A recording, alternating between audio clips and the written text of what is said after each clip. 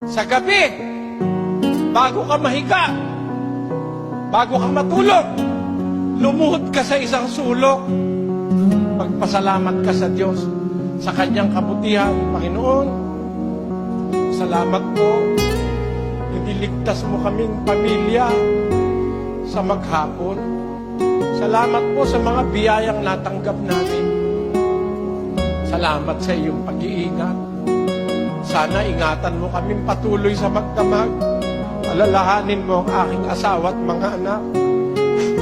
Sana po, iligtas mo sila sa mabibigat na karamdaman. Sana'y makapagpatuloy kami ng aming pagsunod sa kalooban mo hanggang sa katapusan. Maraming salamat po sa iyo, Ama. Amin. Sa pangalan ng aming Panginoong Jesus. Amin. Kapiraso lang yon, mga kapatid. Sabi ng Biblia, ang hain ng masama, kasuklap-suklap sa Panginoon. Ngunit, ang dalangin ng matuwid ay kanyang kaluguran.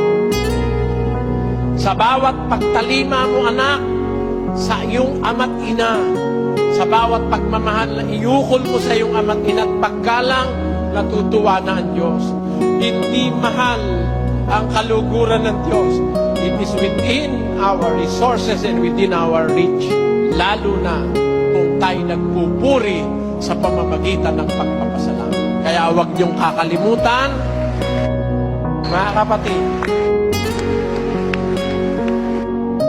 ang paggawa ng mabuti ay pagpapalugod sa Diyos. Ang pagtulong sa nangangailangan ay pagpapalugod sa Diyos. Lahat ng ating gagawing ayon sa batas ng Biblia na pinag-aralan natin ay pagpapalugod sa Diyos. Ayan. Sa dahilang yan, sa gawain yan, nakakaramdaman ng galit ang Diyos araw-araw sa mga taong masasama na pasasaya naman natin ang kanyang kalooban sa ating pagsunod sa kanyang mga kautusan.